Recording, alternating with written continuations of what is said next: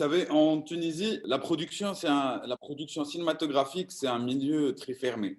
Et généralement, ça part, c'est même familial. Étant autodidacte, pas encore qualifié pour adhérer, faire partie du système, j'ai reçu énormément de refus pour différents projets. Ces refus qui s'enchaînent sans explication m'ont poussé à faire les choses moi-même. Et donc, entre-temps, moi, ce que je fais, c'est que je fais beaucoup de films de commande. On a eu une production, c'était essentiellement une autoprod, c'est-à-dire que j'ai bossé pendant 2 années pour avoir l'argent nécessaire pour le financement du film. Il y a eu beaucoup de collaborateurs qui ont travaillé gratuitement et une boîte de production très reconnue en Tunisie qui a adopté le projet, qui m'a adopté et on l'a produit de cette façon, de cette manière.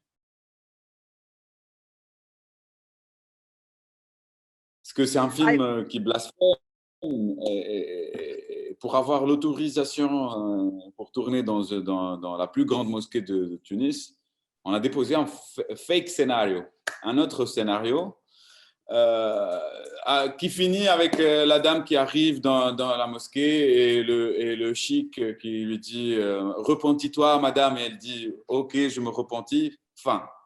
Et donc, ils ont eu, le ministère des Affaires religieuses ont eu un différent scénario. Pour moi, c'était un film introspectif. Et donc, le rapport, c'était moi. Vu que je venais d'une famille ultra religieuse, des deux versions, c'est-à-dire mon côté maternel, c'est une famille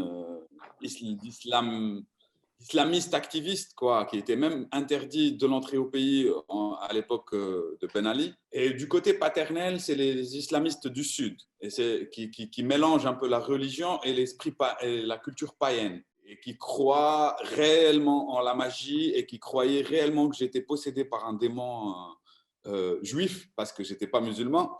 Et c'était choquant pour eux, pour elles. Et donc j'ai subi cette ségrégation réellement.